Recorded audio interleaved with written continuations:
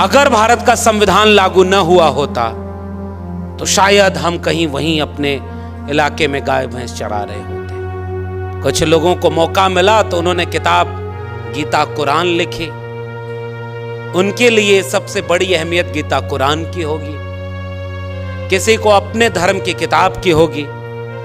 मगर इस देश का कोई अगर सच्चा नागरिक है तो उन सब के ऊपर सबसे ज्यादा अहमियत अगर किसी की होगी तो भारत के संविधान की होगी। और भारत का संविधान एक ऐसा संविधान, इस संविधान की सबसे खूबसूरत बात देखिए कि ये भारत का संविधान उनके भी काम आ जाता है जो दिल से भारत के संविधान को नहीं मानते हैं। कि भारत के संविधान को बार बार पढ़ने से आपका कष्ट जरूर दूर हो सकता है और आप इस जीवन को बेहतर बना सकते हैं।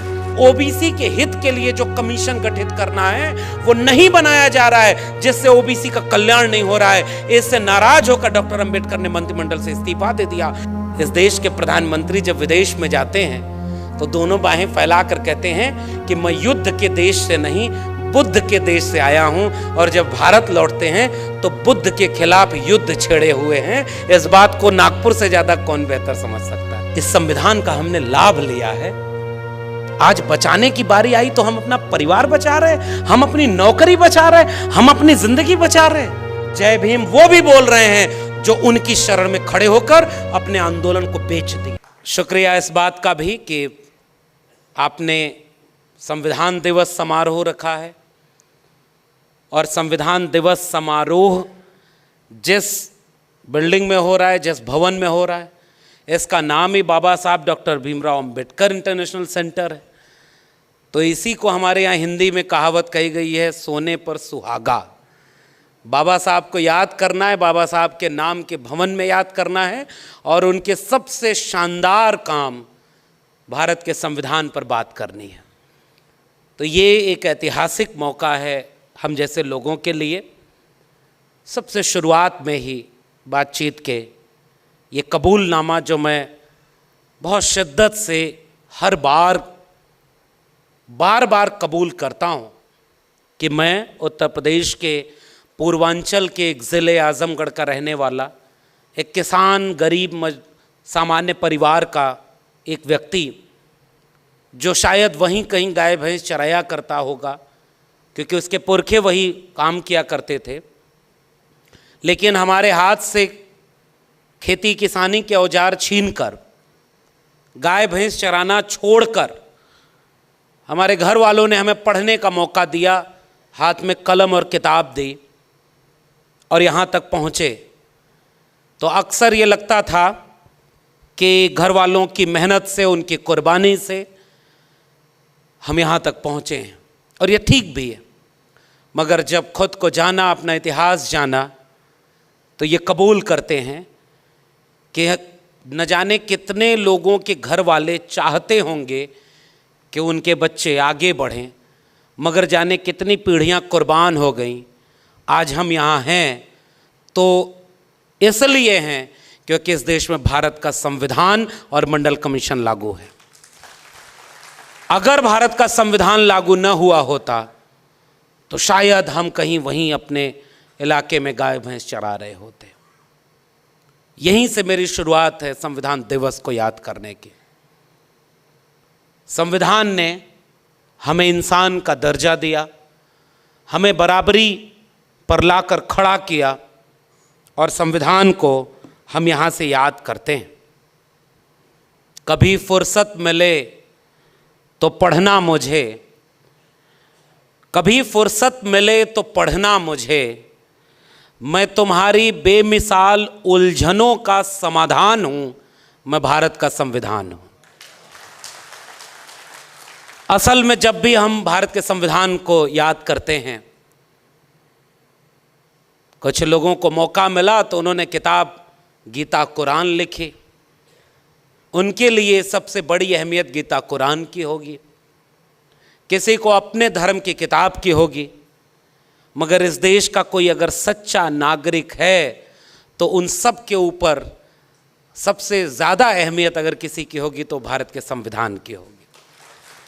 क्योंकि भारत का संविधान ही उन्हें गीता और कुरान की भी मानने की इजाज़त देता है। ये बहुत गहरी बात है। और भारत का संविधान एक ऐसा संविधान, इस संविधान की सबसे खूबसूरत बात देखिए कि ये भारत का संविधान उनके भी काम आ जाता है जो दिल से भारत के संविधान को नहीं मानते हैं। ये उनकी भी मदद करता है और इसलिए हम इस संविधान को बहुत शिद्दत से याद करते हैं और इसलिए हम उसे पूजने की नहीं, उसे पढ़ने, समझने और जीने की कोशिश करते हैं। इसलिए हम भारत के संविधान को सबसे बड़ी अहमियत रखते हैं। और आज जो विषय आपने इस पूरे आयोजन में मेरी बातचीत के लिए रखा है वो भारतीय संविधान की प्रस्ताविका, यानी भारत के संविधान की प्रस्तावना। और मेरे आगे ये लगा हुआ है वही प्रस्तावना, हमने शपथ ली उस प्रस्तावना की। ये वो वाक्य है जिसे बार बार दोहराना होगा। मैं हिंदी साहित्य का विद्यार्थी हूँ। हमारे एक कवि हैं जिनको लेकर बहुत तरह की बातें होती हैं। उन्होंने रामचरितमानस लिखा है, बाकी छोड़ देते हैं उसमें क्या है क्या नहीं। उस किताब में लिखते हुए उन्होंने कहा कि इसका बार बार अगर आप पाठ करेंगे तो आपके जीवन का कष्ट दूर हो जाएगा और आपको मोक्ष मिलेगा। मुझे नहीं पता कि उस किताब के पढ़ने से जीवन का कष्ट दूर होता है कि नहीं, मोक्ष मिलता है कि नहीं, मगर मुझे ये भरोसा है कि भारत के संविधान को बार बार पढ़ने से आपका कष्ट जरूर दूर हो सकता है और आप इस जीवन को बेहतर बना सकते हैं। इसलिए इस किताब को पढ़ने की जरूरत है, पूजने की जरूरत नहीं है। हमारे पुरखे उन्होंने एक किताब लिखे और मैं सबसे पहले अपनी बातचीत की शुरुआत में एक बेहद दिलचस्प प्रसंग याद करना चाहता हूं, संविधान सभा की बहस का। हमारे पुरखे जिसका 6 दिसंबर पर निर्वाण दिवस आने वाला है, चंद रोज बाद वो दिन जो असल में दुख देता है, जिसने हमसे बहुत कम वक्त के मोहलत दे करके हमारे पुरखे को हमसे छीन लिया, वो 6 दिसंबर और 26 नवंबर के बीच में आज का कार्यक्रम हो रहा है। इसलिए हम संविधान को भी याद करेंगे और अपने पुरखे को भी याद करेंगे जिसका रिश्ता गहरा है भारत के संविधान से। पढ़ने गए तो स्कूल से बाहर बिठा दिया, उनके शिक्षक ने उनसे जाति पूछ करके भेदभाव किया। बाल मन के बाबा साहब घर लौटे, मां से पूछा कि ये क्यों हमें पढ़ने का अधिकार नहीं। मां ने कहा क्योंकि हम उनके नीची जाति में आते हैं। बच्चे ने पूछा कि ये कहाँ लिखा, कैसे पता कि हम किस जाति में आते हैं। मां ने कहा किसी किताब में लिखा है कि हम सब छोटी जाति, नीची जाति से आते हैं। और बच्चे ने कहा कि मां किताब में तो गलत भी लिखा हो सकता है, मुझे मौका मिलेगा तो मैं उस किताब को बदल दूंगा और ऐसी किताब लिखूंगा जिसमें इंसान इंसान बराबर होंगे, कोई छोटा या बड़ा नहीं होगा, और उस किताब का नाम है भारत का संविधान। इसलिए हम अपने पुरखे को याद करते हैं, इसलिए हम उन्हें याद करते हैं कि जिसे पढ़ने से बाहर बिठाया उसने 32 डिग्रियां हासिल कर ली, विदेश में पढ़ाई की, 4-4 PhD की डिग्री। अभी हमारे संबोधन में, हमारे परिचय में आदरणीय जो बोल रहे थे कि मेरे नाम के आगे डॉक्टर पहले लगा हुआ है, तो जब मेरे नाम के पहले डॉक्टर लगा सर, तो गांव में गया तो लोग अपना सर दर्द का इलाज की दवा पूछने लगे थे। तो हमने कहा देखो भाई, इस शारीरिक बीमारी के इलाज की दवा का डॉक्टर तो दूसरा है, हम तो समाज की बीमारी की इलाज की दवा करने के लिए काम कर रहे हैं। इसलिए हम डॉक्टर इन फिलॉसफी हैं, हम समाज के बीमारी को ठीक करने की कोशिश करते हैं। इसलिए हमारा प्रोफेशन भी शिक्षक का है। इसलिए मैं कोट करना चाहता हूँ, हमारे पुरखे को पढ़ने का मौका नहीं दिया, फिर भी उसने कलम नहीं छोड़ी।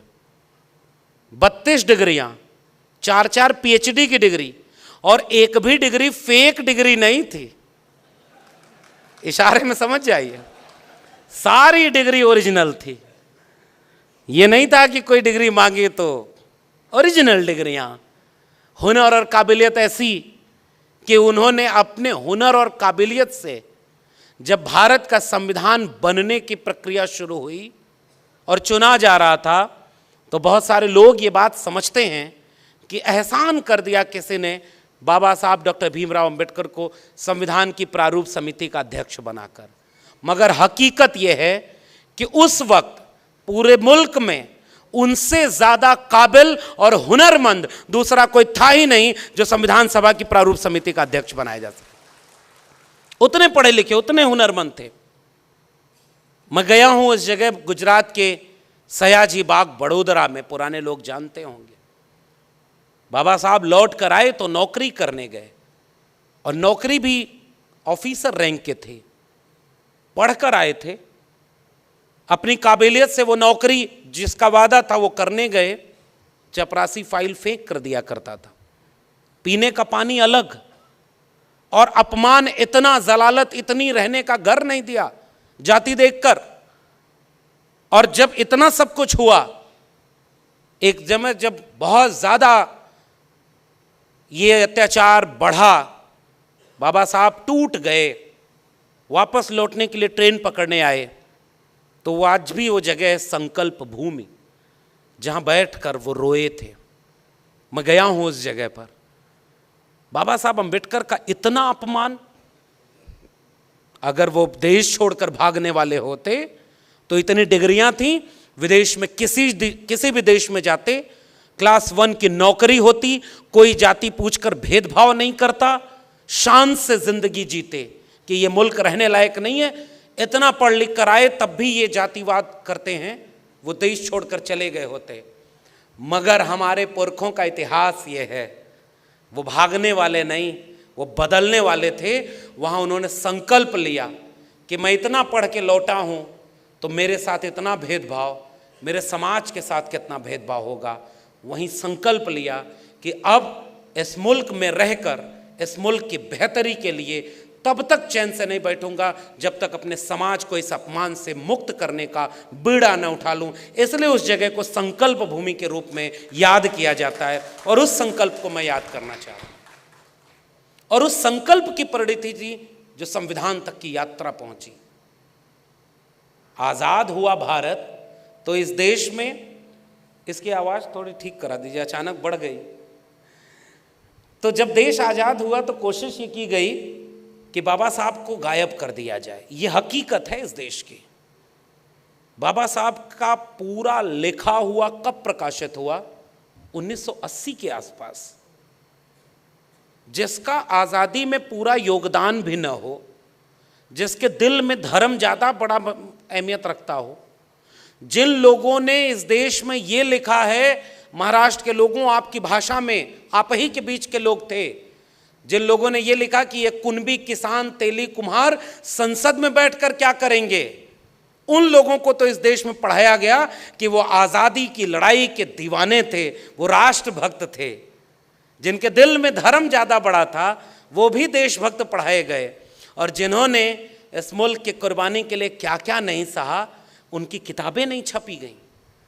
बाबा साहब को भारत रत्न कब मिला? 1990 में आकर मिला। संयुक्त मोर्चा की सरकार, विश्वनाथ प्रताप सिंह की सरकार, मानवर कांशी राम का आंदोलन, और उस सब की परिणति में बाबा साहब को भारत रत्न देने में इस देश की आज़ादी के 40 साल गुजर गए, मगर उन्हें पता ही नहीं था। आपके भारत रत्न के मोहताज नहीं थे डॉक्टर अंबेडकर। वो अपने हुनर और अपनी काबिलियत से भारत रत्न ही नहीं, विश्व रत्न बन चुके थे। बस वक्त था लोगों को पहचानने का। तो इस तरह का इतिहास इस देश का है, और हम जानते हैं। हमारे हाथ में कलम और किताब आई तो हमने पढ़ा है अपना इतिहास। क्यों डॉक्टर अंबेडकर का पूरा प्रकाशन 40 साल लग गए प्रकाशित होने में? उनके 14 अप्रैल को राष्ट्रीय अवकाश घोषित कब हुआ? 1990 में। उनको भारत रत्न कब मिला? 1990 में। और लंबे समय तक जब अंबेडकर को मिटा नहीं पाए तो कोशिश में लग गए कि उन्हें केवल दलितों का नेता बता दिया जाए। गोया डॉक्टर अंबेडकर का ओबीसी की मुक्ति में कोई योगदान ना हो। तब हम जैसे लोगों ने पढ़ा और हमारे लोगों ने देश और दुनिया को ये बात समझाई, देश के ओबीसी को ये बात समझाई कि अनुच्छेद 15(4), अनुच्छेद 16(4), अनुच्छेद 340 जिसमें ओबीसी को हक मिला वो बाबा साहब ने जोड़ा। और उससे महत्वपूर्ण बात, जब मंत्रिमंडल से इस्तीफा दिया तो हिंदू कोड बिल के बाद सबसे महत्वपूर्ण वजह यह बताई कि ओबीसी के हित के लिए जो कमीशन गठित करना है वो नहीं बनाया जा रहा है, जिससे ओबीसी का कल्याण नहीं हो रहा है। इससे नाराज होकर डॉक्टर अंबेडकर ने मंत्रिमंडल से इस्तीफा दे दिया। फिर भी इस देश में यह नहीं बताया गया कि ओबीसी के लिए डॉक्टर अंबेडकर ने क्या किया। दलितों के नेता थे, महिलाओं के लिए ग्रेच्युटी, पे grade, child care leave, maternity leave, trade union के लिए काम करने वाले वेतन भत्ता, पे ग्रेड, ग्रेच्युटी की बात करने वाले डॉक्टर अंबेडकर को कोई कॉमरेड डॉक्टर अंबेडकर की तरह नहीं पढ़ाया। 5 अखबार निकालते थे बाबा साहब, और पत्रकारिता में डॉक्टर अंबेडकर पत्रकार के रूप में नहीं पढ़ाए गए।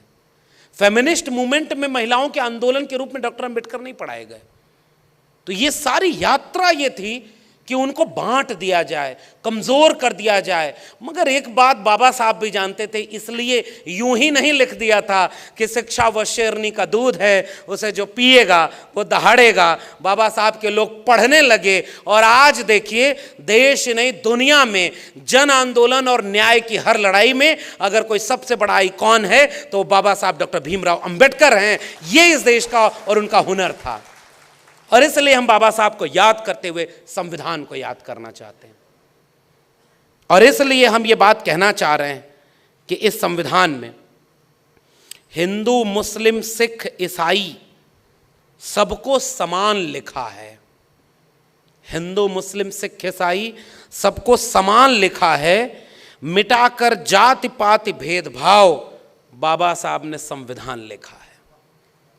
सब मिटाकर, फर्क मिटाकर, गैर बराबरी मिटाकर। और एक बात और नागपुर से पूरे देश को सुनना और समझना चाहिए। हमारा अगर कोई 100 रुपया चुरा ले, हमारे पिता का अगर अपमान कर दे, हमें कोई गाली दे दे, तो हम इस बात के इंतजार में रहते हैं कि इसने हमारा अपमान किया है, मौका मिलेगा तो इसका बदला लेंगे। और बाबा साहब की कलम को मौका मिला था कि हजारों साल से जिनके पुरखों का अपमान किया गया, इंसान ही नहीं समझा गया, बाबा साहब के पास कलम में वो मौका था कि तुमने 2000 साल तक हमको अछूत बनाया, अब कम से कम 200 साल तक तुम्हें हम अछूत बनाएंगे क्योंकि हमारे हाथ में कलम है। मगर बाबा साहब डॉक्टर अंबेडकर, उन्होंने अपने पुरखों के होने वाले अपमान का बदला नहीं लिया। फर्क देखिए उनमें और हम में। उनके पुरखे को मौका मिला तो उन्होंने मनुस्मृति लिखी, और हमारे पुरखे को मौका मिला तो उसने भारत का संविधान लिखा जिसमें सब बराबर हैं, कोई किसी का बदला नहीं ले रहा। और ये बहुत महत्वपूर्ण बात है, इस देश को बतानी चाहिए कि बदला लेने की एक लाइन भी भारत के संविधान में नहीं लिखी है। और ये जो प्रस्तावना है, इस प्रस्तावना में भी केंद्र में है तो न्याय का मूल्य है, समता का मूल्य है। और बाबा साहब इसलिए बाबा साहब बन पाए क्योंकि उन्होंने अपने जीवन में 3 गुरु बनाए थे। पहले गुरु तथागत बुद्ध, दूसरे गुरु महात्मा कबीर, और तीसरे गुरु महात्मा ज्योतिराव गोविंदराव फूले। और मैं आज कभी खड़ा होता हूँ आज के वक्त में, तो मुझे लगता है कई बार सबको याद करने की बजाय अगर हम अंबेडकर को अपना गुरु बना लें तो हम अपने आप उस पूरी विरासत से जुड़ जाएंगे जिससे डॉक्टर अंबेडकर जुड़े हुए थे। इसलिए हमारा भी कोई राजनीतिक सामाजिक गुरु है तो बाबा साहब डॉक्टर भीमराव अंबेडकर जैसे हैं। तथागत बुद्ध को से मिले नहीं थे डॉक्टर अंबेडकर। महात्मा कबीर 2000 साल पहले तथागत बुद्ध, लगभग 700-800 साल पहले कबीर हुए। मोको कहाँ ढूंढे रे बंदे, मैं तो तेरे पास में। ना मैं मंदिर, ना मैं मस्जिद, ना काबे कैलाश में, ना मैं जप में, ना मैं तप में, ना मैं व्रत उपवास में। खोजी हो तो तुरते मिले हो पल भर की तलाश में। कहें कबीर सुनो भाई साधो, मैं तो हूँ विश्वास में। उस पुरखे को मिले नहीं थे बाबा साहब, लेकिन उन्हें अपना गुरु बनाया था। और इवन महात्मा फूले से भी नहीं मिल पाए बाबा साहब डॉक्टर अंबेडकर। 1891 और उसके पहले तारीख आ गई 1888। लेकिन मुझे याद है कि इन तीनों गुरुओं से बिना मिले उन्हें अपना राजनीतिक और सामाजिक गुरु मानते थे बाबा साहब। हम अपना सामाजिक और राजनीतिक गुरु बाबा साहब को मानते हैं। इसलिए इस बात को हम कहना चाहते हैं। और आप यहाँ से देखिए कि संविधान निर्माण की प्रस्तावना में एक बेहद दिलचस्प काम हुआ। उस दिलचस्प काम को मैं यहाँ से याद करना चाहता हूँ, क्योंकि बहुत सम्मानित मंच है, बहुत वैचारिक मंच है। मैं 2-3 नाम पढ़ रहा हूँ। संविधान बनने की प्रक्रिया शुरू हुई है। देखिए, संविधान की प्रस्तावना की शुरुआत कहाँ से की जाए, पहला शब्द क्या हो, इसको लेकर डिबेट शुरू हुई है संविधान सभा में। एक शख्स हैं जिसका नाम है HV कामत।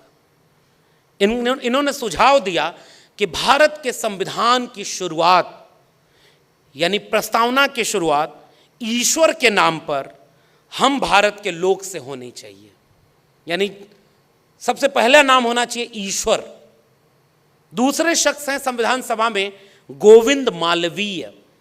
गोविंद मालवीय ने एक संशोधन पेश किया और उस संशोधन प्रस्ताव में लिखा कि परमेश्वर सर्वोच्च प्राणी और ब्रह्मांड के भगवान की दया से भारत का संविधान शुरू होना चाहिए। अगले शख्स का नाम है कोई समथिंग सक्सेना। उन्होंने कहा कि प्रस्तावना में भगवान और गांधी का नाम शामिल होना चाहिए और इसके खिलाफ तर्कों पर विचार किया, जिसमें उन्होंने कहा कि भाई आयरिश संविधान वो अपने शहीदों की याद से और भगवान की स्तुति से शुरू होता है, दुनिया के कई संविधान से शुरू होते हैं। अगले शख्स है गोविंद मालवीय। उनका दृष्टिकोण था कि मैं एक विभाजन चाहता हूं, क्योंकि मुझे लगता है कि हम इस देश और इसके लोगों के साथ अन्याय कर रहे हैं और मैं जानना चाहता हूं कि इस विषय पर कौन क्या सोचता है। यह आरोप लगाने वाले तरीके से जो दक्षिणपंथी हिंदू विचार था कि कौन इस बात में सहमत है कि संविधान भगवान के नाम से शुरू होना चाहिए या नहीं होना चाहिए। बाबा साहब डॉक्टर अंबेडकर ने कहा कि तमाम लोगों के सुझाव आए हैं, इस पर वोटिंग होनी चाहिए। कुछ लोगों ने कहा कि नहीं, भगवान के नाम पर वोटिंग कैसे होगी, तो हाथ उठवाए गए। और यहाँ से इस देश के नागरिकों को एक बात समझनी होगी, उस हाथ उठवाने में कि भारत का संविधान किसी भगवान के नाम से शुरू हो, 41 यानी 41 लोग इसके समर्थन में थे, 68 लोग इसके खिलाफ वोट देते हैं। और उसके बाद बाबा साहब की चतुराई से ये देश का संविधान किसी भी और नाम के संबोधन से नहीं शुरू हुआ। इसका पहला लफ्ज है हम भारत के लोग, यानी we the people of India, और इससे इस देश का संविधान शुरू होता है। और ये कोई सामान्य बात नहीं है। बाबा साहब अंबेडकर ने बहुत सोच विचार कर और उनके राय से कन्विंस लोगों ने हम भारत के लोग को सबसे बड़ा माना। और इसलिए मेरी नज़र में ये जो हम भारत के लोग हैं, यही भारत है, यही देश है। किसी भूगोल के नक्शे पर खींच दी गई लकीर के बीच में आने वाले जमीन के टुकड़े से देश नहीं बनता है। देश वहां के लोगों से बनता है, वहां के नागरिकों से बनता है। और यह बात संविधान सभा के समझदार लोग समझते थे। इसलिए उन्होंने इस प्रस्तावना की शुरुआत की है, we the people of India, हम भारत के लोग। और जैसे ही हम भारत के लोग हैं तो तमाम भेद तो यूं ही मिट गए, कौन बड़ा कौन छोटा। क्योंकि यह देश तो ऐसा देश रहा है, कुछ लोगों ने इस बात का भी ध्यान नहीं रखा कि भाई तुम लिख कर जा रहे हो अपने धर्म ग्रंथ में, तो एक दिन ऐसा आएगा लोग पढ़ेंगे और कहीं हंसने न लगे कि दुनिया में इंसान एक तरफ पैदा हुआ और तुमने अपने को श्रेष्ठ दिखाने के लिए कहा कि हम मुख से पैदा हुए हैं। ये बात सुन करके आज कोई हंसेगा ही।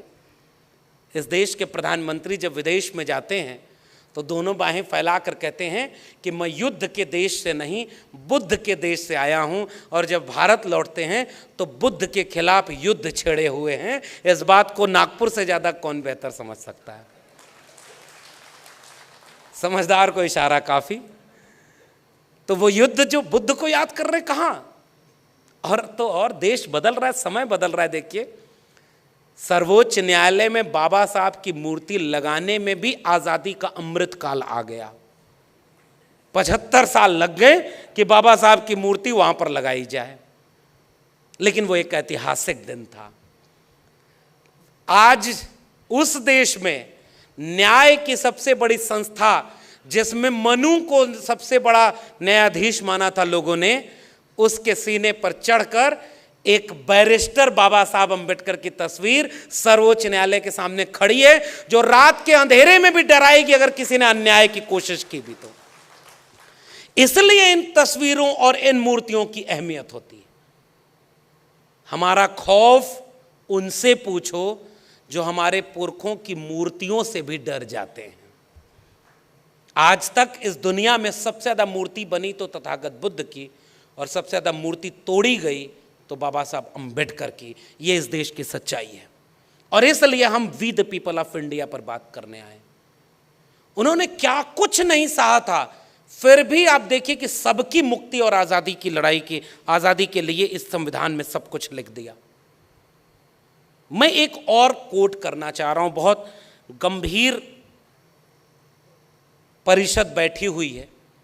अब भारत को समझने के लिए यहां से एक नई दिशा से देखिए। बाबा साहब अंबेडकर के बाद जो दूसरा नाम मैं लेना चाह रहा हूं उस संविधान सभा में, वो मरांग गोमके आदिवासी नेता, भारत राष्ट्र के निर्माता जयपाल सिंह मुंडा का नाम लेना चाह रहा हूं, जिन्होंने संविधान सभा की बैठक में खड़े होकर इस देश के मूल निवासियों के लिए क्या कहा है। मैं चाहता हूं कि इस पूरे कोटेशन को आप सुने और पूरा देश पढ़े कि हमारे लोगों ने कैसे इस देश के संविधान को बनाने की कोशिश की। पहला सवाल क्या था जयपाल सिंह मुंडे ने, कि हमारे इतने 3 करोड़ लोग आदिवासी हैं और संविधान सभा में केवल 5 लोग 6 लोग हैं आदिवासी तबके से नुमाइंदगी करने के लिए। और मरांग गोमके जयपाल सिंह मुंडा ने संविधान सभा में एक और सवाल पूछा कि इनमें एक भी महिलाएं नहीं हैं। सोचिए, बाबा साहब अंबेडकर जेंडर मूवमेंट के नेता हैं। महात्मा ज्योतिबा फूले महात्मा बन ही नहीं पाते अगर उनके साथ सावित्रीबाई फूले खड़ी ना होती। और यह बात मैं पूरे दावे से कहना चाहता हूं। लोग नहीं पढ़ाना चाहते थे, कलम हाथ में लेकर, 2 साड़ी लेकर, किसी का गोबर सहते हुए, किसी का पत्थर झेलते हुए, पूरे भिड़े वाला की गलियों में गुजरते हुए सावित्रीबाई फूले ने अपने बच्चों को पढ़ाने के लिए कलम और किताब हाथ में दी। इसलिए मैं कह रहा हूं भारत वहां से बना है जहां सावित्रीबाई फूले गोबर सह रही थी और पत्थर सह रही थी शिक्षा देने के लिए। कल्पना करिए कि देश कहां था खड़ा कि आप स्कूल खोलेंगे तो आपको घर से निकाल दिया। स्कूल खोलने का ही गुनाह था ना। गोविंदराव फूले के घर जाकर के ब्राह्मणों ने वहां के समझाया कि तुम्हारा बेटा धर्म के खिलाफ काम कर रहा है। पिता ने साफ कहा कि तुम या तो घर चुनो या स्कूल चुनो। अगर एक अच्छे पुत्र बनकर के ज्योतिबा फूले घर चुन लिए होते तो यह मुल्क कभी ऐसा बन ही नहीं पाता, मगर घर छोड़ करके अपना स्कूल चुना ज्योतिबा फूले ने। इसलिए आधुनिक भारत के निर्माता में भी सबसे बड़ा नाम ज्योतिबा फूले का आता है, क्योंकि कलम और किताब हाथ में ली थी ना। और गोबर फेंकने वाला कौन था? एक इतिहास नागपुर के लोगों, आपसे बेहतर कौन समझेगा। कोई जानता है क्या कि उसका नाम क्या था जिसने सावित्रीबाई फूले के ऊपर गोबर फेंका था? इतिहास में मिट गए वो लोग जो हमारे लोगों के ऊपर गोबर फेंकते थे। अमर हो गई सावित्रीबाई फूले। जब तक कलम और किताब जिंदा रहेगी तब तक सावित्रीबाई फूले जिंदा रहेंगी। यह फर्क होता है इंसानियत और इसके बीच में। और एक और वाक्य कही दूं, जो कल सावित्रीबाई फूले के ऊपर गोबर फेंका करते थे, उनके वारिस ही आजकल गोबर में विज्ञान ढूंढते हैं। 5 ग्राम गोबर खा लीजिए तो कोरोना ठीक हो जाएगा, थोड़ा सा गोबर लीप लीजिए तो वायरसन से बच जाएंगे। अब मैं तो कहता हूं थोड़ा रोज गोबर का सेवन करें वो लोग, ताकि दिल बड़ा हो जाए और इंसान बन जाएं, अगर गोबर में क्षमता बची हो तो। आप पशु के सामने रख दीजिए हलवा और गोबर, वो कभी गोबर नहीं खाएगा। और इंसान क्या क्या खा रहा है। अब इससे ज़्यादा और कुछ नहीं कहूँगा, समझदार को इशारा काफ़ी। आज़ादी के 75 साल बाद क्या आप इस देश को वहाँ ले जाना चाहते थे जहाँ कोई बाबा बैठकर पर्चा बनाकर किस्मत बताए और टेलीविज़न पर बैठकर कहा जाए कि ये ऊपर से उतरे हैं, इनको चमत्कार मिला है कि ये पर्चा बताकर भविष्य बता देते हैं? मैं पूछना चाहता हूं कि उस बाबा ने अपने पर्चे में क्यों नहीं लिख दिया कि जो 41 श्रमिक मजदूर टनल में फंसे थे, तो 15-20 दिन गुजर गया, उनको कैसे बाहर निकाला जाए, इसका भी पर्चा बना देते तुम। पेट्रोल डीजल 35 रुपया लीटर मिलेगा, आपने वोट दिया था कि नहीं? वो बेच रहे हैं भारत को, मैं चैन से कैसे सो जाऊं। वो लूट रहे हैं भारत को, खामोश में कैसे हो जाऊं। हाँ, मैंने कसम उठाई है, मैं देश नहीं बिकने दूंगा। सौगंध मुझे इस मिट्टी की, मैं देश नहीं बिकने दूंगा।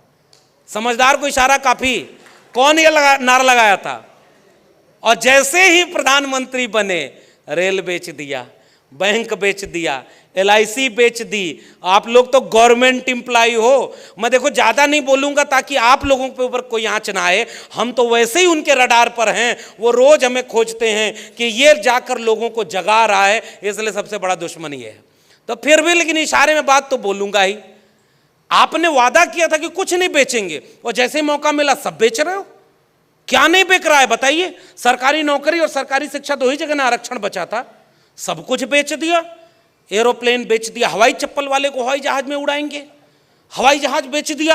हवाई चप्पल वाला नीचे देखा तो हवाई चप्पल भी बिक गया है। और सब कुछ बेचते बेचते अपने 2 दोस्तों को दुनिया का दूसरा अमीर आदमी बना दिया, और देश को कहां पहुंचा दिया? 5 किलो अनाज अगले 5 साल तक 80 करोड़ लोगों को फिर मिलता रहेगा। दिखाओ भारत के संविधान में बाबा साहब अंबेडकर ने कहां लिखा था कि मुफ्त में अनाज देना। अरे अंबेडकर के संविधान में लिखा है तुम इस देश के लोगों को मुफ्त में रोटी कपड़ा सस्ती हो और दवा पढ़ाई मुफ्ती हो। पढ़ाई और दवाई मुफ्त देने का था, और आज बाबा साहब के नाम पर अस्पताल जो बना है उसको बचाने के लिए आंदोलन करना पड़ रहा है। पढ़ाई और दवाई अगर मुफ्त होती तो हम लोगों के लोग 5 किलो अनाज मुफ्त से लेकर नहीं खाने को मोहताज होते। तुमने देश को यहां पहुंचा दिया कि 5 किलो अनाज दे रहे हो और सब कुछ बेचते चले गए। भाई उसका क्या बुरा माने, उसने तो पहले ही कह दिया था मेरा क्या है जी, हम तो फकीर आदमी हैं, झोला लेके चल देंगे। हमें तो आपको सोचना है ना, वो तो चला जाएगा, ना आगे नाथ न पीछे पगा, हमारे यहाँ भोजपुरी में कहा जाता है। उसके कोई आगे पीछे तो है नहीं। हमारे लोगों के तो पुरखे हैं। बाबा साहब अम्बेडकर से एक बार रात में एक विदेशी आया और रात में पहुंच गया, और पुराने लोग सब जानते होंगे बाबा साहब अम्बेडकर जाग रहे थे, पढ़ रहे थे। उस पत्रकार ने आके पूछा कि डॉक्टर अम्बेडकर आप सोए नहीं? तो डॉक्टर अम्बेडकर ने एक लाइन बोले थे, मैं जाग रहा हूं क्योंकि मेरा समाज सो रहा है।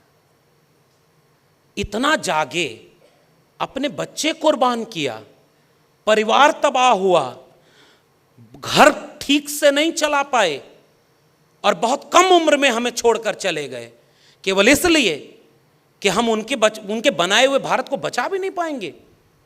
क्यों लिखा था डॉक्टर अंबेडकर ने कि बड़ी मुश्किल से यह कारवां यहां तक पहुंचाया हूं, इसे आगे ले जाना, और आगे ना ले जा पाओ तो वहीं छोड़ देना, पीछे मत जाने देना। बताओ नागपुर के लोगों, क्या हमारी आंखों के सामने वो कारवां मीलों पीछे नहीं ले जाया जा रहा है? बचा क्या है इस संविधान में? मैं आऊंगा इस बात पर भी, कड़वी बात भी कहनी जरूरी है। मैं तो अभी केवल ये बता रहा हूं कि भारत का संविधान बना कैसे है। और सुनिए जयपाल सिंह मुंडा का कोटेशन, और उस कोटेशन में वो जयपाल सिंह मुंडा क्या लिखते हैं, कहते हैं, सभापति, श्रीमान सभापति जी, मैं उन लाखों अज्ञात लोगों की ओर से बोलने के लिए यहां खड़ा हूं जो सबसे महत्वपूर्ण लोग हैं, जो आजादी के अनजान लड़ाके हैं, जो भारत के मूल निवासी हैं, और जिनको backward tribes, primitive tribes, criminal tribes और जाने क्या क्या कहा जाता है। पर मुझे अपने जंगली होने पर गर्व है, क्योंकि वही संबोधन है जिससे हमारे लोग इस देश में जाने जाते हैं। तेवर देखिएगा हमारे पुरखों में से एक जयपाल सिंह मुंडा का। हम जंगल के लोग अपने संकल्प को अच्छी तरह से समझते हैं। अपने 3 करोड़ आदिवासियों की ओर से मैं इस संकल्प का समर्थन करता हूं, और हम समर्थन इसलिए नहीं करते कि यह देश के हर नागरिक की धड़कन और उसकी भावनाओं की अभिव्यक्ति करता है। इस संकल्प के बाद भी हमारा कोई झगड़ा नहीं है। एक जंगली और एक आदिवासी होने के नाते संकल्प की जटिलताओं में हमारी कोई दिलचस्पी नहीं है। मैं सभा से कहना चाहता हूं कि अगर कोई देश में सबसे ज्यादा दुर्व्यवहार का शिकार हुआ है तो वो हमारे लोग हैं। पिछले 6000 सालों से उनकी उपेक्षा हुई है और उनके साथ अपमानजनक व्यवहार हुआ है। मैं जिस सैंधव घाटी सभ्यता का वंशज हूं, उसका इतिहास बताता है कि आप में से अधिकांश लोग जो यहां बैठे हैं बाहरी हैं, घुसपैठिए हैं, जिनके कारण हमारे लोगों को धन और धरती छोड़ करके जंगलों में जाना पड़ा है। इसलिए यहां जो संकल्प पेश किया गया है वह आदिवासियों को लोकतंत्र नहीं सिखाने जा रहा। आप हम सब आदिवासियों को लोकतंत्र सिखा ही नहीं सकते, बल्कि आपको ही उनसे लोकतंत्र सीखना है। आदिवासी पृथ्वी के सबसे पहले पुराने और सबसे बड़े लोकतांत्रिक लोग हैं, और इसलिए हम ये चाहते हैं कि इस देश के संविधान में हमारी जगह ऐसी बने कि हमें भी महसूस हो कि हां, हमारा मुल्क आजाद हुआ है। यह कोटेशन पढ़ा था जयपाल सिंह मुंडा ने। और आज इस देश में आदिवासी अपने जल जंगल जमीन, अभी मैं 1 हफ्ता पहले बस्तर से लौटा हूं, आप यकीन नहीं मानेंगे, देश के बड़े बड़े पूंजीपतियों के हाथों में वो जल जंगल जमीन बेची जा रही है, और जो आदिवासी वहां लड़ रहा है उसको गोली मारी जा रही है। और जब सदन में पूछा गया कि आपने आदिवासियों को गोली क्यों मारा, तो मंत्री खड़ा होकर कहता है मिस्टेकन आइडेंटिटी थी, गलती हो गई। क्या इस देश के नागरिक की जान की कीमत यही है कि कोई गलती से गोली मार दे? और इसलिए मैं यहां खड़ा होकर पूछना चाहता हूं, बताइए 2023 में भारत का संविधान कितना बचा है? कितनी मुश्किल से बनाया गया था। डॉक्टर अंबेडकर ने एक एक क्लॉज पर पढ़ करके इतना कुछ लिखा है, इतना कुछ डिबेट करके एक न्याय, समता और बंधुता का भारत बनाया है। और आज इस देश को कहां पहुंचाया जा रहा है? इस देश की प्रस्तावना में 2 शब्द जोड़े गए, और यह अलग बात है कि नहीं भी जोड़े जाते तब भी बाबा साहब उसे ऐसा बना गए थे कि वो सेकुलर और सोशलिस्ट ही था। ये भले बाद में जोड़े गए, लेकिन जो मूल अधिकारों का पूरा खाका है भारत के संविधान का, वो तो ऑलरेडी सेकुलर है। आप कल्पना करिए कि इस देश में नारा लगा करके, भगवान के नाम पर नारा लगा करके देश में हत्या हो रही है, और जोर जोर से नारा लगाते हैं।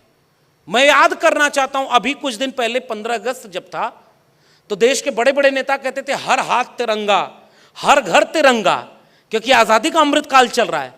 तो 26 जनवरी आने वाली है, उस दिन तुम देश को यह कहना कि हर घर संविधान, और घर घर संविधान, तब जाकर के भारत बचेगा और लोग संविधान की अहमियत समझेंगे।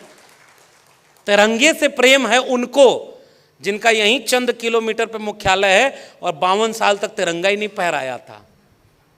मैं भोजपुरी इलाके से आता हूं, हमारे यहाँ एक कहावत है, 3 तिगाड़ा काम बिगाड़ा। इसका मतलब जानते हैं? 3 बड़ा अशुभ अंक है, और भारत के तिरंगे में 3 रंग हैं। ये कह के विरोध किया था इन्हीं बगल के। भाई नागपुर की 2 ही चीज प्रसिद्ध है, एक तो नागपुरिया संतरा, और दूसरा, अब मैं और कुछ नहीं बोलूंगा, लेकिन मैं नागपुर को जब याद करता हूं तो दीक्षा भूमि से याद करता हूं, जहां बाबा साहब ने एक नया भारत बनाने का संकल्प लिया था। और पहली बार जब मैं नागपुर आया तो वहीं आया था, दीक्षा भूमि में। ये मेरे लिए गौरव की बात है। इसलिए मैं, चूंकि आपने विषय संविधान रखा है, संविधान की प्रस्तावना रखी है, तो मुझे यह याद करने की जरूरत है कि बड़ी मुश्किल से यह संविधान बना था, और आज उनका शासन है जो संविधान बदलने की बात करते हैं। मैं यहां से एक वाक्य कहना चाहता हूं, तुम दूसरा संविधान तो ला सकते हो, मगर दूसरा अंबेडकर कहां से लाओगे? कहां से ले आओगे दूसरा अंबेडकर जो ऐसा संविधान लिख दे? और ऐसा संविधान जिसका विरोध किया उन लोगों ने, आपको पता है ना किसने विरोध किया था। मगर अब मैं दूसरा पक्ष है, मेरे भाषण का बड़ा आसान तरीका होता है। देखिए, मैं भाषा विज्ञान का विद्यार्थी हूं, मुझे बोलना बड़े अच्छे से आता है, और मैं बोल पाता हूं क्योंकि हमारे पुरखों ने हमें हिम्मत दी है, उन्होंने हमें यह ताकत दी है। तथागत बुद्ध के खिलाफ भी बहुत लोग थे, तथागत बुद्ध डरे नहीं। कबीर के खिलाफ उस समय भी लोग थे, मगर कबीर, मेरे पुरखे ने क्या लिखा, कबीरा खड़ा बाजार में लिए लुकाठी हाथ, और जो घर जा रो अपना चलो हमारे साथ। तब जाकर के ये भारत ऐसा बना था। कबीर ने लिखा कि मेरा तेरा मनवा कैसे एक होई रे, तू कहता कागज की लेखी, मैं कहता आंखन की देखी, मैं चाहता सुलझावन हारी और तू देता उलझाई रे, मेरा तेरा मनवा कैसे एक होई रे। इसीलिए नागपुर में दोनों है, दीक्षा भूमि भी है और वो भी है। और उनको सबसे बड़ी चुनौती अगर इस देश में कोई दे सकता है तो वो फूले अंबेडकर पेरियार की विचारधारा है, जो उनके सामने सबसे बड़ी चुनौती बनी हुई है। मैं नाम भी लेना उनका उचित नहीं समझता, आप वजह समझते होंगे। जिस मंच पर बाबा साहब की बात हो, किसी और में इतनी क्षमता कहाँ कि उनका नाम भी लिया जाए। इसलिए इशारे में ही बोल रहा हूं। इसलिए मैं ये बात कहना चाहता हूं कि हमारे पुरखों ने कलम और किताब की बात कही है। रविदास ने साफ लिखा है कि ऐसा चाहूं राज में जहां मिले सबन को अन्न, और छोट बड़ो सब संबस है रविदास रहे प्रसन्न। छोटे बड़े को मिलाने की बात थी ना। और ध्यान से पढ़िए, इस संविधान में आपको रविदास नजर आएंगे, इस संविधान की प्रस्तावना में आपको कबीर नजर आएंगे, इस संविधान की प्रस्तावना में आपको गुरु नानक नजर आएंगे, पलटू दादू भीखा बुल्ले शाह बाबा फरीद याद आएंगे। इस संविधान कोई मामूली संविधान नहीं है। इस संविधान की प्रस्तावना में आपको बुद्ध नजर आएंगे। जब भी समता की बात होगी, जब भी न्याय की बात होगी, तो बुद्ध इसमें मिलेंगे। तो संविधान बड़ी मुश्किल से ऐसा बना था भाई, सबको बराबर का अधिकार दिया था, लेकिन आज उस संविधान को भीतर से खोखला कर दिया गया है। मैं भी कड़वी बात बताना चाहता हूं, और इसलिए मैं ये बात कहना चाहता हूं, बहुत ज़्यादा वक्त न लेकर के आज के कुछ सवालों पर बात कह के अपनी बात खत्म करूंगा। इस व्याख्यान में खड़े होकर मैं केवल इतिहास की बात करूं कि बाबा साहब ने कैसे संविधान बनाया, जयपाल सिंह मुंडा ने कैसे इसकी प्रस्तावना में कुछ चीज़ें जुड़वाई, कैसे हमारे लोगों ने इसे खूबसूरत संविधान बनाया, तो ये पूरा बात नहीं होगी, क्योंकि उन्हें जितना करना था वो तो करके गए। आपको संविधान, हमें संविधान दे दिया। आज की चुनौती पर अगर बात ना होगी तो आने वाली पीढ़ी को यह बात हम कैसे समझाएंगे कि संविधान खतरे में कैसे है। अब उसका 2-3 उदाहरण दे दूंगा और उसके बाद अपनी बात खत्म करूंगा, बहुत कंटेम्पररी। अभी हाल ही में मैंने जिक्र किया ना, शूद्र का विवाद हमारे उत्तर भारत में आया। एक किताब लिखी हमारे पुरखे ने, गुलामगिरी, गुलामों को गुलामी का एहसास करा दो, अपनी बेड़ियां वो खुद ब खुद तोड़ लेंगे। तो उन्होंने भी बहुत पहले ये सवाल पूछ दिया था कि अगर मुख से कोई पैदा हुआ तो गर्भ कहाँ ठहरा था। ये मैं नहीं कह रहा हूं, मैं भाई मेरे ऊपर कोई मुकदमा न कर दे, पता चला जाना है मुझे वहां और रहने वाला यूपी का हूं जहां बुलडोजर चलने लगा है। आप समझ रहे हैं ना। लेकिन मैं कोटेशन पढ़ रहा हूं अपने पुरखे महात्मा फूले की लिखी हुई किताब गुलामगिरी से। उन्होंने पूछा ना, इसलिए भारत के संविधान ने सबको बराबर करने की बात कही है। और अब मैं एकदम कंटेम्पररी बात कर रहा हूं, उसी में शूद्र ते शूद्र की बात है। अब देखिए, यहां से इस देश के संविधान को समझिए। तो उत्तर भारत में कुछ दिन पहले रामचरितमानस की एक चौपाई को लेकर विवाद हुआ, आपको पता होगा। ढोल गंवार शुद्ध पशु नारी सकल ताड़ना के अधिकारी। तो लोगों ने, हमने भी उस पर अपनी बात रखी, मेरी पीएचडी उसी पर है। तो मैंने कहा कि भाई ताड़ना शब्द का 1956 में जब तुमने किताब छापी तो उसमें लिखा हुआ था दंड देना, यानी शूद्र को दंड दो, नारी को दंड दो, सकल दंड देने के अधिकारी। बाद में उन्होंने कहा कि नहीं, अवधी भाषा में तो इसका अर्थ है शिक्षा देना।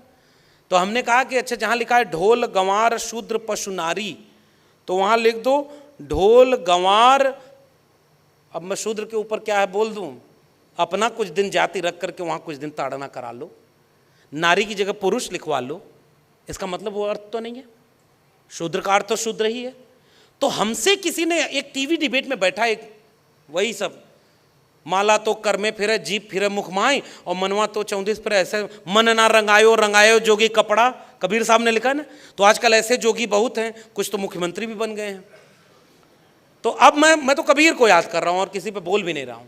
उस आदमी ने हमसे कहा कि कर्म से तय था कि कौन ब्राह्मण होगा कौन शूद्र होगा।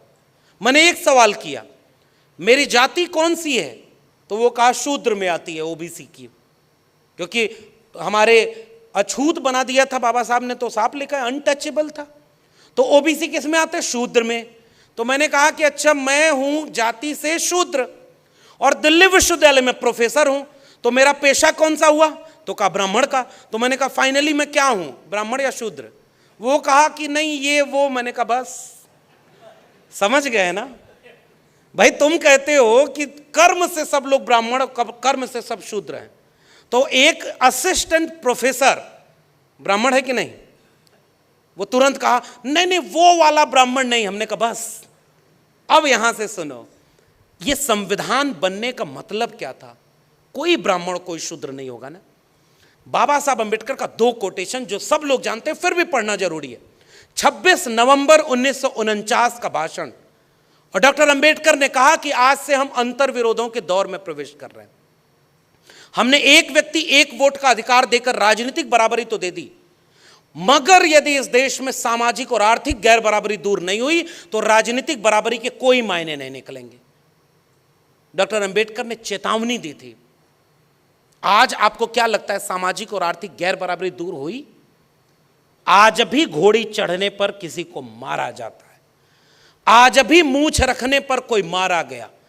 संविधान दिवस पर मैं याद करना चाहता हूं अपने बच्चे इंद्र मेघवाल को, जिसको पानी पीने के मटके को छू देने पर मारा गया। मैं याद करना चाहता हूं हाथरस की अपनी उस बहन बेटी को, जिसकी जाति देख करके उसको अमानवीय प्रताड़ना दी गई। क्या मिट गया भेद? रोहित वेमुला आपको याद है कि नहीं? डॉक्टर पायल तड़वी आपको याद है कि नहीं? और ये सब आजादी का अमृत काल के पूरा होने के समय की बातें हैं। अब आइए उस विषय पर। देश का प्रधानमंत्री कहता है कि मैं ओबीसी मां का बेटा हूं। जब तक गुजरात के मुख्यमंत्री रहे तो ओबीसी नहीं याद आया, अब आके आपको ओबीसी याद आया। और जब ओबीसी जाग गया और कहा जाति जनगणना करानी है तो कहा मेरी नजर में केवल एक ही जाति होती है, वो है गरीब। जब वोट लेना हुआ तो ओबीसी बन गए, और जब अधिकार मांगा ओबीसी ने तो कहा कि हम गरीब ही हैं, गरीब को ही वोट देते हैं। 35 साल भीख मांगी, 35 साल भीख मांगी। अरे भाई, हमारे पुरखों ने लिखा कि जो मांगने गया वो मर गया। तब जाकर के हम ये पूछना चाहते हैं कि ये बराबर का समाज कैसे हुआ, और हम पूछना चाहते हैं कि आज़ादी के 75 साल बाद इस देश में SC ST OBC प्रोफेसर कितने बने। यहां से भारत का संविधान बचेगा। आप सेंट्रल गवर्नमेंट के बहुत सारे एम्प्लॉयज लोग हैं और भी बहुत सारे लोग आए हुए हैं। बताइए, पुराने लोग जितने सरकारी नौकरी पाए थे अब उससे संख्या बढ़ रही है, घट रही है? घट रही है। पुरानी पेंशन बंद हो गई। ये वाला जो आज का प्रधानमंत्री है, इसके पुराने वाले थे, उन्होंने पेंशन बंद की तो इसने सोचा कि नौकरी खत्म कर देते हैं, सरकारी नौकरी खत्म। 1% से भी कम सरकारी नौकरी बची है। तो संविधान में लिखा है कि आरक्षण मिलेगा, तो आरक्षण सरकारी शिक्षा और सरकारी नौकरी में था। अब मैं आपको संकेत दे रहा हूं कि कैसे संविधान भीतर से खत्म किया गया। सरकारी शिक्षा को खत्म करने के लिए एक पॉलिसी लाई गई है, नई शिक्षा नीति 2020। मैं प्रोफेसर हूं, मेरी जिम्मेदारी ये बात कहने की। संविधान की प्रस्तावना कहता है कि न्याय और समता होनी चाहिए ना। किसी की जेब में पैसा हो तो उससे तय ना हो कि उसका बेटा बेटी अच्छे स्कूल में पढ़ेगा या नहीं पढ़ेगा। और ये काम राज्य का है, सरकार का है, और सरकार कह रही है मंदिर बनाएंगे, वहीं बनाएंगे। हॉस्पिटल वहीं क्यों नहीं बनाओगे? स्कूल वहीं क्यों नहीं बनाओगे? ये संविधान कहता है। और इस संविधान के आलोक में आपसे कहने आया हूं कि कैसे भारत का संविधान अंदर से खोखला कर दिया गया है। नई शिक्षा नीति 40% सिलेबस ऑनलाइन मोड में चला गया है। ऑनलाइन मोड में वैकेंसी 40% खत्म, और अब प्राइवेटाइजेशन हो रहा है, सेल्फ फाइनेंस कोर्सेज आ रहे हैं। और सरकार पहले यूजीसी से चलती थी, पढ़े लिखे लोग हैं यहां, और यह बात आपको इसलिए कह रहा हूं क्योंकि गांव के लोगों को उनकी भाषा में यह बात समझाइएगा। हम आपकी भाषा में अलग बोल रहे हैं, लेकिन गांव वालों को समझाइए कि कलम पकड़ने का अधिकार संविधान ने दिया था और कलम छीन ली गई है, और आपसे कहा जा रहा है त्रिशूल और तलवार पकड़ लो। यह खतरा है भारत के संविधान पर। वो कह रहे हैं कि ऑनलाइन मोड में सिलेबस सेल्फ फाइनेंस बनेगा। सेल्फ फाइनेंस का मतलब समझ रहे हैं? अपने से वो खर्चा उठा ले। पहले इस देश में यूजीसी हुआ करती थी, यूनिवर्सिटी ग्रांट कमीशन। सरकार पैसा देती थी कि ताकि सरकारी शिक्षा मिले, गरीब, कमजोर, मजलूम, दलित, पिछड़े, आदिवासी, किसान, मजदूर के बच्चे भी अच्छे DU और JNU में पढ़ें और अंबेडकर के वारिस बने। सरकार ने कहा कि अब पैसा हम नहीं देंगे, अब लोन देंगे। HEFA, higher education funding agency, agency सरकार की लोन देगी इंस्टीट्यूट को, और इंस्टीट्यूट को लोन वापस करना होगा। तो जब लोन वापस करना है तो इंस्टीट्यूट कम लोन लेना चाहेगा और सोचेगा पैसा अपने से जनरेट करें, और पैसा जनरेट कराने के लिए उसके पास क्या होगा? विद्यार्थी की फीस। और फीस आज की डेट में 400% तक बढ़ गई। इलाहाबाद विश्वविद्यालय की फीस 440% बढ़ा दी गई। वहां के बच्चे जब आंदोलन किए तो सारे बच्चे आज जेल में हैं। बताइए भारत का संविधान कहां बचा है? फीस 400%। और बताइए सबसे पहले शिक्षा से दूर कौन होगा? जिसको सबसे आखिर में शिक्षा मिलना शुरू हुई थी। सही कह रहा हूं, गलत कह रहा हूं? इस देश के दलित, पिछड़े, आदिवासी बच्चे तो पहली बार अभी ढंग से यूनिवर्सिटी पहुंचना शुरू हुए, और आपने एजुकेशन बेच दी। संविधान यहां से खत्म किया जा रहा है। और अगर सरकारी शिक्षा बिक गई तो आरक्षण आधा खत्म हो गया कि नहीं हो गया? प्राइवेट में तो कोई आरक्षण नहीं है। और दूसरा है सरकारी नौकरी, उसकी हालत हमसे बेहतर आप जानते हैं। 1% से भी कम सरकारी नौकरी बची है। इसलिए वो संविधान को भीतर से खोखला कर रहे हैं, क्योंकि बाहर से वो नहीं खत्म करना चाहते। प्रधानमंत्री बने थे तो माथा झुका दिया था संविधान के ऊपर। इस देश में एक चाय बेचने वाला देश का प्रधानमंत्री कभी नहीं बनता जब तक इस देश में भारत का संविधान नहीं होता। तो उसी संविधान को बदल दिए ताकि अगली बार कोई दूध बेचने वाला, कोई चाय बेचने वाला अगली बार देश का प्रधानमंत्री न बन पाए। ये खतरा है भारत के संविधान के ऊपर। बताइए सही कह रहा हूं, गलत कह रहा हूं? इलेक्शन कमीशन एक कमीशन हुआ करता था, भारत के संविधान में बना हुआ है। इन्फोर्समेंट डायरेक्टरेट यानी ईडी बनी है भारत के संविधान से। चीफ इलेक्शन कमीशन की नियुक्ति कैसे होगी? भारत के संविधान में लिखा हुआ है। और सारा नियम उन्होंने बदल दिया है। अब जहां चुनाव आता है तो उनकी पार्टी बाद में प्रचार करने जाती है, पहले उनका इलेक्शन डिपार्टमेंट पहले चला जाता है। ईडी, सीबीआई, विपक्ष के नेताओं को पकड़ो, जेल में डाल दो। संविधान कितना बचा है? ईवीएम से वोटिंग होती है। ईवीएम पर और ज़्यादा बोलने का मतलब नहीं है। मशीन, दिमाग हैक कर लिया है, मशीन की बात ही छोड़िए। ये संविधान पर खतरा है। अगर संवैधानिक संस्थाएं ही बर्बाद हो जाएंगी तो संविधान बचेगा किससे? संविधान किसी इस प्रस्तावना या उससे बना हुआ कोई दस्तावेज का नाम नहीं है। बाबा साहब की दूसरी चेतावनी याद करना चाहता हूं। दुनिया का कोई भी संविधान कितना भी अच्छा क्यों ना हो, अगर उसे लागू करने वाले लोग अच्छे ना हुए तो वो संविधान कागज का पुलिंदा मात्र बनकर रह जाएगा। ये चेतावनी डॉक्टर अंबेडकर ने 26 नवंबर 1949 को इस देश को दे दी थी। संविधान कितना भी अच्छा क्यों ना हो। और डॉक्टर अंबेडकर ने तो यहां तक कह दिया था कि इसकी हालत यह है कि अगर मौका मिलेगा तो मैं ही इसको सबसे पहले नकार दूंगा। बोला था कि नहीं डॉक्टर अंबेडकर ने? इसलिए क्योंकि इसको लागू करने वाले लोग ठीक नहीं है। और आज संविधान खतरे में है। नागपुर के लोगों, हमें इस खतरे को गांव-गांव तक पहुंचाना पड़ेगा, क्योंकि हमने संविधान का लाभ लिया है। आने वाली पीढ़ियां 25 साल बाद पूछेंगी कि तुम जब थे तो सरकारी नौकरी थी, तुम जब थे तो सरकारी शिक्षा थी, तुम जब थे तो संविधान जिंदा था, तुम हमारे लिए कौन सा भारत छोड़ के गए? उनका धर्म वाला राष्ट्र बनाने वाला। 24 का चुनाव आ रहा है और उन्होंने ये कह दिया है कि संविधान बदलेंगे। पता है कि नहीं? किसी और ने नहीं कहा। इस देश के प्रधानमंत्री के आर्थिक सलाहकार ने लेख लिख करके कहा है कि अब इस देश के संविधान को बदल देने की जरूरत है। और यह तथ्य तो सबको पता होगा। संविधान क्यों बदल देने की जरूरत है?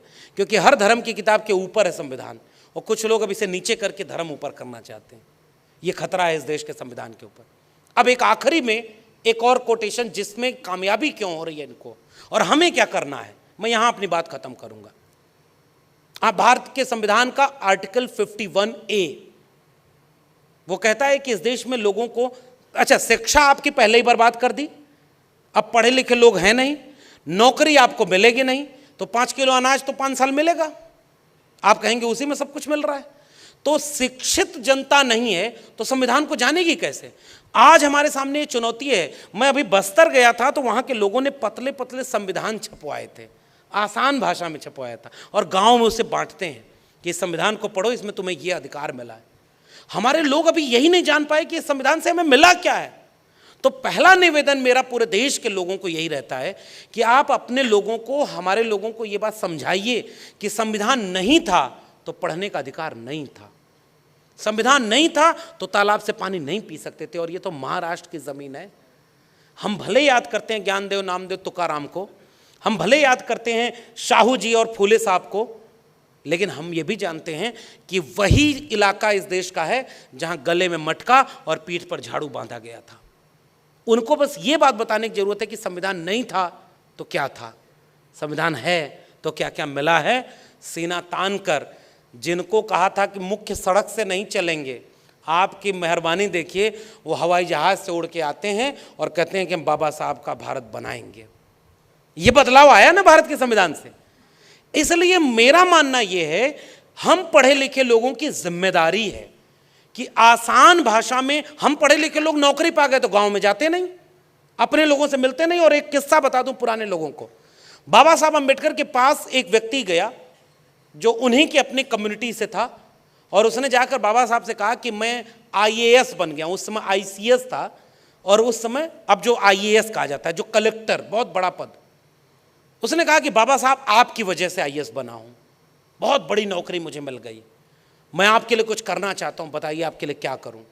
बाबा साहब ने कहा कि गांव जाते हो? उसने कहा नहीं। तो बाबा साहब ने कहा महीने में 2 बार अपने गांव जाया करना, अपनी बस्ती जाया करना। तुम्हें पुलिस सुरक्षा मिली है? तो कहा हाँ। तो कहे पूरी पुलिस सुरक्षा लेके, नीली बत्ती की गाड़ी लेकर के तुम अपने गांव महीने में 2 बार जाया करो। तो उसने पूछा कि करना क्या है? कहा कुछ नहीं, केवल अपने गांव जा करके लौट आया करना। तो बाबा साहब ने जाते हैं तो उससे कहा तुम्हारे लोग जब तुम्हें देखेंगे अच्छे कपड़ों में, तब ये उनको आत्मविश्वास आएगा कि हमारे बीच का कोई व्यक्ति जब IAS बन सकता है तो अगली बार फिर वहाँ से कोई बच्चा पढ़ने निकलेगा और वो IAS बनना चाहेगा। इसलिए बाबा साहब ने कहा तुम गांव जरूर जाया करना। डॉक्टर अम्बेडकर चाहते तो उनसे और कुछ मांग लेते। डॉक्टर अम्बेडकर ने मांगा अपने समाज की भलाई, और हमको नौकरी मिली तो हम अपने गांव से दूर हो गए। मैं तो वैसे भी ठेके पर प्रोफेसर हूं, आप जानते हैं कि नहीं, परमानेंट नहीं हूं, लेकिन इतना जोखिम केवल इसलिए उठाया हूं कि हमारे ऊपर कर्ज है इस कंधे पे। अगर हम इस चीज को निभा नहीं पाएंगे तो इसको कैसे हम कहेंगे कि हमारी जिम्मेदारी हमने निभाई। अब एक और बात, आर्टिकल 51A, और ये आखिरी बात कहकर क्योंकि मेरा वक्त लगभग 1 घंटे होने जा रहा है, मैं आखिरी में संविधान को बचाने के लिए खतरा सबसे बड़ा क्या है। आर्टिकल 15A कहता है कि हम इस देश में नागरिकों को वैज्ञानिक चेतना संपन्न करेंगे, और हमारे देश में अंधविश्वास और पाखंड फैलाया जा रहा है। एकदम लेटेस्ट एक बात बताऊं, दिल्ली में एक इलाका है हर्ष विहार, और सुनिए ये देश कहां पहुंच गया है। दीवार बनाई थी मकान मालिक ने, 2-3 दीवारें थी, कच्ची दीवार थी, ऊपर नाली बनी हुई थी जिससे पानी निकलता था और नीचे गिरता था। तो पानी गिरते गिरते एक आकृति बन गई। सुबह एक पड़ोसी उठा और कहा कि यहां तो देवता प्रकट हो गए हैं, और फूल माला वहां चढ़ने लगा। ये अभी आप गूगल करके पढ़ लीजिएगा, गलत नहीं बता रहा हूं। मैं प्रधानमंत्री नहीं हूं कि मैं झूठ बोलूंगा, मैं फैक्ट्स के साथ आपको बता रहा हूं। तो भाई मैं सच बात बता रहा हूं, वहां कहा कि देवता प्रकट हो गए हैं, फूल माला चढ़ने लगा, शाम तक लाइन लग गई। मकान मालिक देखा, कहा ऐसे तो कब्जा कर लेंगे, कहेंगे यही मंदिर बनेगा। उसने तुरंत अगले दिन पेंट करवा दिया काला, कहे जाओ देवता आप कहीं और लेकर जाओ। ये अभी 2-3 दिन पहले दिल्ली में हुआ है। संविधान पर खतरा कैसे, इस बात को समझिए। बाबाओं का दौर आ गया है। एक मध्य प्रदेश का बाबा है, उसको तो मैं बहुत दिनों से खोज रहा हूं। उसने देश में जाकर के एक जगह कहा कि आपका बच्चा जब परीक्षा जिस दिन हो और पास होने का डर हो तो एग्जाम के दिन बेलपत्री पर शहद लगा करके एक जगह जाना, पूजा करने और चिपका देना, आपका बेटा पास हो जाएगा। कुछ दिन बाद अखबार में खबर छपी, उसका अपना बेटा 8वीं में फेल हो गया। इस देश को यहां पहुंचाया जा रहा है। हमारे यहाँ एक गांव का, भोजपुरी थोड़ा बहुत आप लोग समझ लेते हैं ना, एक भोजपुरी का किस्सा है, और ये आज के संविधान को बचाने के लिए क्यों जरूरी है इसको सुनिए। एक गांव में बच्चों ने गधा मार दिया, तो वहां एक आदमी जो मुख से पैदा हुआ था, जिसने कहा था कि हम भगवान के अवतार हैं, समझ रहे हैं ना, नाम नहीं लूंगा, तो उसने कहा, उसके पास लोग गए कि अरे साहब गांव के 4 बच्चों ने गधा मार दिया। तो कहा अरे ये तो घोर अनर्थ हो गया। कहा इसका तो वेदों में लिखा है कि इसकी बड़ी घनघोर सजा मिलेगी। कुछ दिन डीप फ्राई किया जाएगा, 22 प्रकार के नरक है ना, कुछ में तला जाएगा, कुछ में भुना जाएगा। गांव वाले डर गए, कहा बचेंगे कैसे।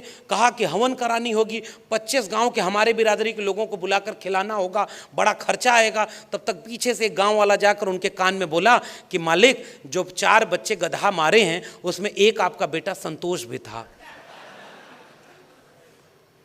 वो आदमी शांत होकर बैठा और भोजपुरी में एक लाइन बोला कि 2-4 लइकन में एक संतोष, और गधा के मरले में कौनो न दोष।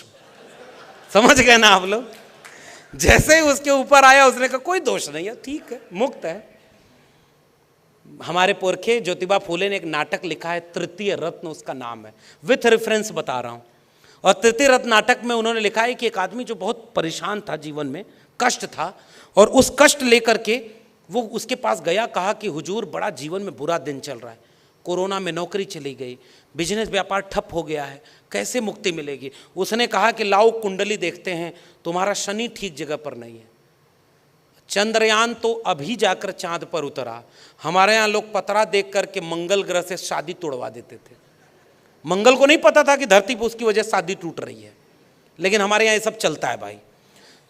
अब जाकर के जब उसने कहा कि शनि ठीक जगह पे नहीं है, तो उसने कहा हुजूर शनि ठीक जगह पे आएगा कैसे? तो कहा वही हवन कराना होगा। कहा खर्चा लगेगा? कहा कितना? तो कहा इतना। तो कहा इतना तो पैसा हमारे पास नहीं है। उसने कहा चलो 50% डिस्काउंट, तुम आधा दे देना, तुम्हारे लिए हम काम कर देंगे। और उसने कहा कि नहीं हुजूर इतना भी नहीं है। फिर कहा अच्छा 100 रुपये दे देना, 1 महीने के लिए मैं काम कर देता हूँ, फिर पैसा आएगा करा लेना। उसने कहा हुजूर 100 रुपये भी नहीं है। कहा कि अच्छा थोड़ी सी दक्षिणा दे दो, और तुमको एक मंत्र देकर जा रहा हूँ, जाप करते रहना, शनि ठीक जगह पर रहेगा, नुकसान नहीं होगा। तो उसने कहा हुजूर ये देखो मेरी जेब में 1 फूटी कौड़ी नहीं है। नाराज होकर दूसरा आदमी खड़ा हुआ और कहा कि जब तेरे जेब में 1 फूटी कौड़ी नहीं है तो जा बेटा, शनि तेरा कुछ नहीं बिगाड़ सकता। और ये मैंने नहीं लिखा, ये ज्योतिबा फुले ने लिखा है, और महात्मा ज्योतिबा फुले अपने लोगों को समझा रहे थे यही बात।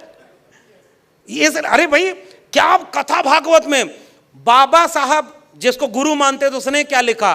मन ना रंगाए रंगाए जोगी कपड़ा, कि दाढ़ी बढ़ाए जोगी हो ही गई ना बकरा। ये कौन लिख रहा है? बाबा साहब के गुरु लिख रहे हैं, कबीर। और क्या उपदेश दे रहे हैं आजकल सब बाबा बन के टीवी पर बैठकर। बच्चा तुम क्या लेकर आए थे? कुछ नहीं। क्या लेकर जाओगे? कुछ नहीं। जो आज तुम्हारा है कल किसी और का होगा, परसों किसी और का होगा। ये मिट्टी है, इसका कोई मतलब नहीं। और जब वो आदमी खड़ा होकर जाने लगा तो कहा दक्षिणा नहीं देंगे क्या हम?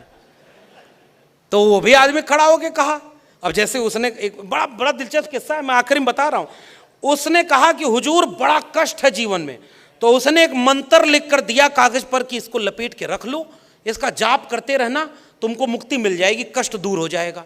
तो उसने कहा कि अच्छा हुजूर चलते हैं। तो उसने कहा दक्षिणा। तो उसने भी एक कागज निकाला और इस पर लिखा 1 लाख रुपया और कहा लीजिए आपकी दक्षिणा। दूसरा आदमी बोला नहीं ये तो घपला है, ओरिजिनल वाली दक्षिणा चाहिए।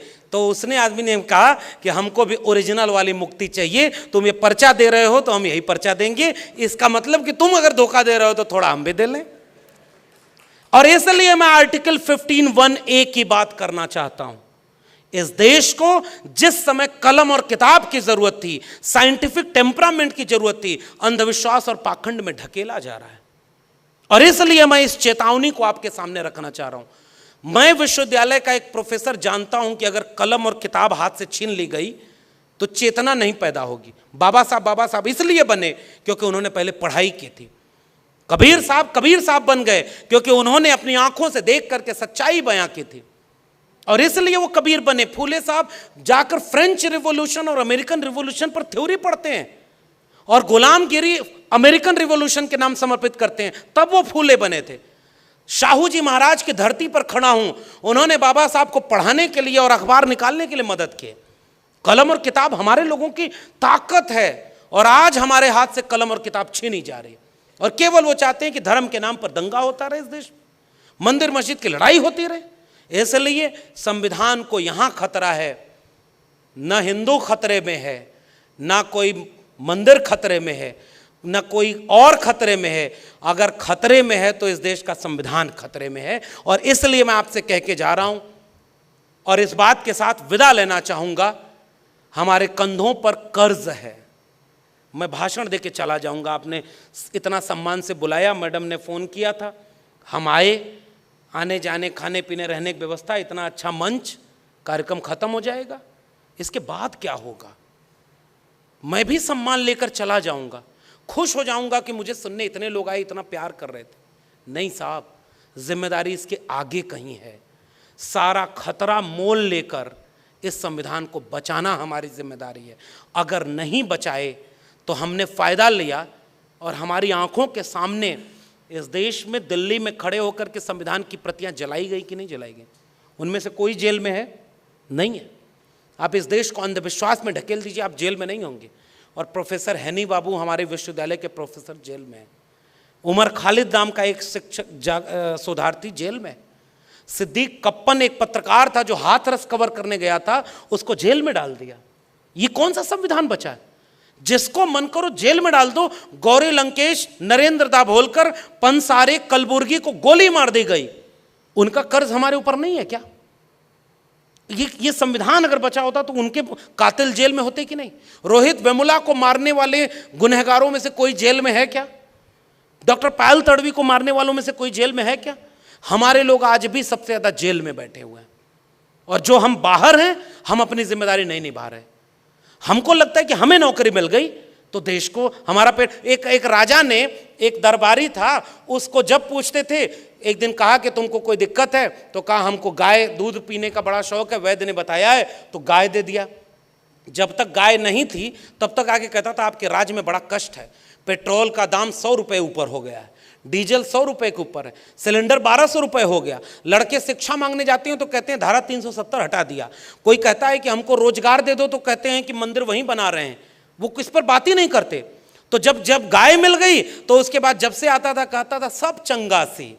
तो बाकी दरबारियों से राजा ने पूछा कि ये दरबारी कुछ दिन पहले तो मेरी शिकायत किया करता था कि मेरे राज में कुछ भी ठीक नहीं, और मैंने राज के लिए तो कुछ नहीं किया, इसको गाय दे दी है, तो अब आके कहता है कि हुजूर राज में दूध दही की नदियां बह रही हैं।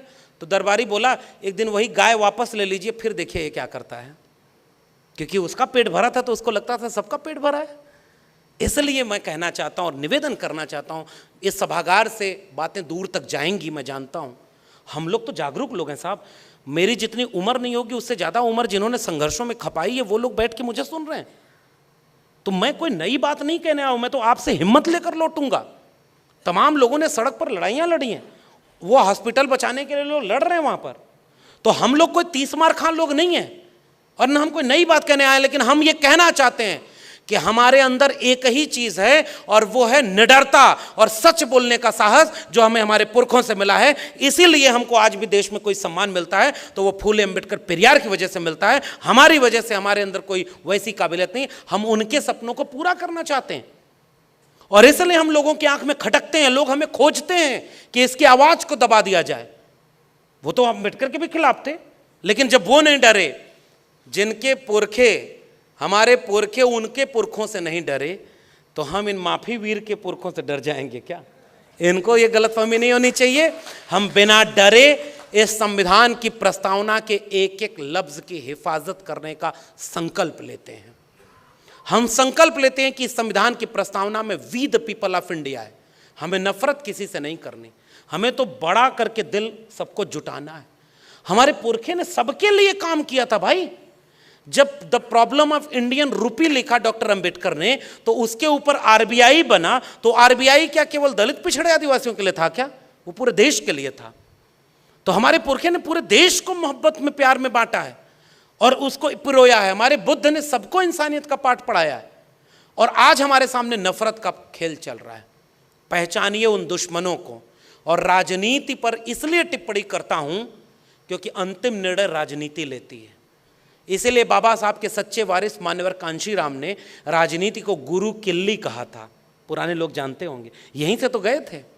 और हमारे यहाँ जाकर के उन्होंने उत्तर प्रदेश में एक दलित महिला को मुख्यमंत्री बनाकर वहाँ बिरसा फुले अंबेडकर पेरियार का मिशन चलाया है। इसलिए मैं आपसे कहने आया हूँ, मेरे सिलेबस में क्या पढ़ाया जाएगा ये राजनीति तय करती है। हमें नौकरी मिलेगी कि नहीं ये राजनीति तय करती है। हमारे देश में पेट्रोल कितने रुपए लीटर मिलेगा, सिलेंडर कितने रुपए लीटर मिलेगा, ये राजनीति तय करती है। तो हम राजनीति को क्यों न तय करें? और इसलिए हम कहना चाहते हैं कि अगर 24 में जिनके दिल में मनुस्मृति है वो वापस सत्ता में आ गए तो इस देश के संविधान को कहीं से नहीं छोड़ेंगे। और हाँ, एक चेतावनी और देकर जा रहा हूं, संविधान बदलेंगे नहीं।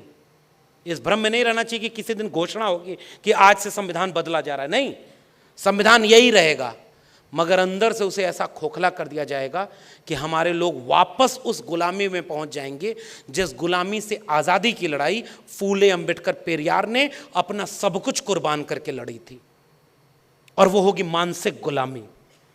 और इसलिए मैं आखिरी वाक्य बोलकर आपसे विदा लेना चाहूँगा। एक कविता मुझे बहुत प्यारी लगती है, इसलिए मैं इसको पढ़ना चाहता हूँ। खुददार मेरे शहर का फांकों से मर गया, राशन जो आ रहा था अफसर के घर गया। भारत को समझिए आज क्या हो रहा है।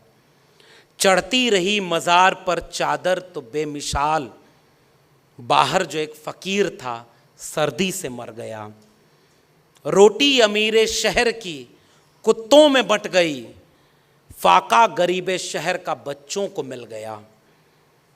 चेहरा बता रहा था कि मारा है भूख ने, हाकिम ने कह दिया कि कुछ खा के मर गया। बंटवारा है साहब इस देश में। ऑक्सफैम की रिपोर्ट बताती है 1% लोगों के पास 73% संपत्ति का कब्जा है। गरीब और गरीब होता जा रहा है, अमीर और अमीर होता जा रहा है। इसी की चेतावनी डॉक्टर अंबेडकर ने 26 नवंबर 1949 को दी थी। सामाजिक और आर्थिक गैर बराबरी दूर नहीं हुई, बढ़ती जा रही है। और हमारे सामने अब आकर देखिए, गरीब को इतना गरीब किया जा रहा है कि वो मजदूर बन जाए। और बाबा साहब ने उसको शासक बनाने के लिए कहा कि जाओ अपने घर की दीवारों पर लिख दो कि तुम इस देश के शासक हो। शासक छोड़िए साहब, हम नागरिक भी बचा लिए ना तो हमारा कर्ज उतर जाएगा, और इसके लिए जोखिम लेना पड़ेगा। और मैं आपसे ये कह के जा रहा हूँ, चारों तरफ आग लगी है। मेरा बिंब सबसे प्रिय बिंब है। एक जंगल में आग लगी साहब, तो उस कविता लिखी है, और ये आखिरी में बोलकर अब मैं अपना वाक्य पूरा कर रहा हूँ। आग लगी इस वृक्ष को, जलने लागे पात, उड़ते क्यों नहीं पक्षियों जब पंख तुम्हारे पास। एक पेड़ को आग लग गई तो उसके असली तो अभी इसके बाद है, इसको समझिएगा। पेड़ को आग लगी तो पक्षी कुछ जलने लगे उसी पर, उड़े नहीं। तो एक कवि ने देखकर पूछा कि आग लगी इस वृक्ष को, जलने लागे पात, उड़ते क्यों नहीं पक्षियों जब पंख तुम्हारे पास। उन चिड़ियों का जो जवाब है वो मेरा जवाब है। फल खाएं इस वृक्ष का, वो गंदे कीन्हे पात, धर्म हमारा यही है जले इसी के साथ।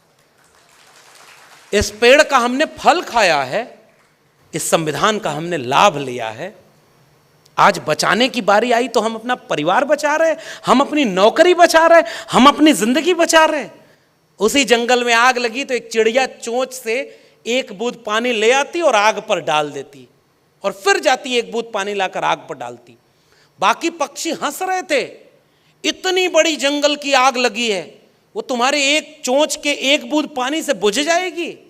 और हमारे समाज के लोग भी हंसते हुए कहते हैं तुम्हारे बचाने से देश बच जाएगा, तुम्हारे बचाने से संविधान। अरे तुम अपनी नौकरी बचाओ पहले। मेरे भी घर वाले कहते हैं बड़ा बोलता रहता है, इसका तो कुछ भरोसा नहीं, कम से कम परमानेंट प्रोफेसर हो गया होता तो भी बात रहती। हमने कहा कि परमानेंट प्रोफेसर तो जाने कितने हुए और होते रहेंगे। हमारे वाइस चांसलर को भी उतने लोग नहीं सम्मान देते होंगे जितना आपने हमें मोहब्बत दे दी। तो ये डिग्री का सम्मान नहीं है, विचार का सम्मान है। और इसलिए ये वाक्य कह के जा रहा हूं। और ये जंगल में आग लगी है साथियों, इस बात को यहां कड़वी बात कहना जरूरी है, क्योंकि वो आग की लपट हमें महसूस नहीं हो रही, इसलिए हमें लग रहा है कि आग हमारे देश में नहीं लगी। तो वो चिड़िया एक बूंद पानी से जंगल की आग पर पानी डाल के उसे बुझा रही थी। बाकी पक्षी हंस रहे थे।